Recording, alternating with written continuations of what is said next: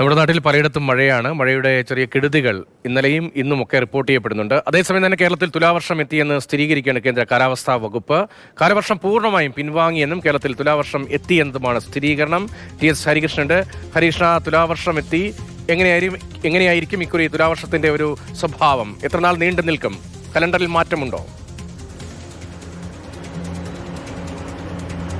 ഉച്ചയ്ക്ക് ശേഷം ഇടിമിന്നലോട് കൂടിയ മഴയാണ് കാലാവസ്ഥാ നിരീക്ഷണ കേന്ദ്രം പ്രവചിക്കുന്നത്. സാധാരണ തുലാവർഷം വന്നു കഴിഞ്ഞാൽ തുലാവർഷ സമയത്ത് പെയ്യുന്ന മഴ ഉച്ചയ്ക്ക് ശേഷമായിരിക്കും. അത് ഇടിമിന്നലോട് കൂടി പെയ്യും എന്നുള്ളതാണ് ആ തുലാവർഷത്തിന്റെ പ്രത്യേകത.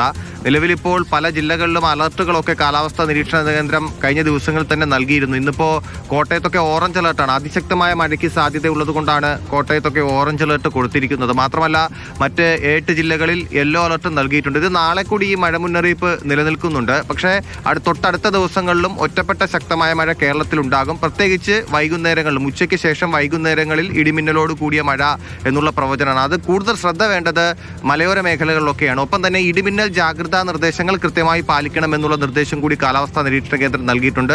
തുലാവർഷം ഇതുവരെ, അതായത് സാധാരണ ലഭിക്കേണ്ട മഴ ആ രീതിയിൽ തന്നെ പെയ്യുമെന്നാണ് കാലാവസ്ഥാ നിരീക്ഷണ കേന്ദ്രത്തിന്റെ ഇപ്പോഴത്തെ ഒരു വിലയിരുത്തൽ എന്ന് പറയുന്നത്. ഔദ്യോഗികമായി അങ്ങനെ ഒരു അറിയിപ്പ് കിട്ടേണ്ടിയിരിക്കുന്നു.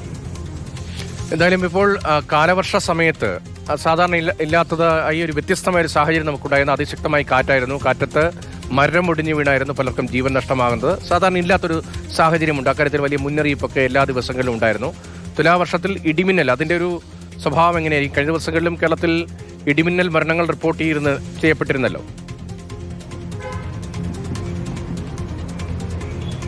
അതെ, കാലവർഷം നമുക്ക് ഇപ്പോൾ സാമാന്യം ഭേദപ്പെട്ട രീതിയിൽ മഴ കാലവർഷം ഇത്തവണ നമുക്ക് ലഭിച്ചു. രതീഷ് പറഞ്ഞതുപോലെ തന്നെ ശക്തമായ കാറ്റ് കാലവർഷ കാലയളവിൽ ഇത്തവണ ഉണ്ടായിരുന്നു എന്നുള്ളതാണ് ആ സമയത്തുണ്ടായിരുന്ന ഒരു പ്രത്യേകത.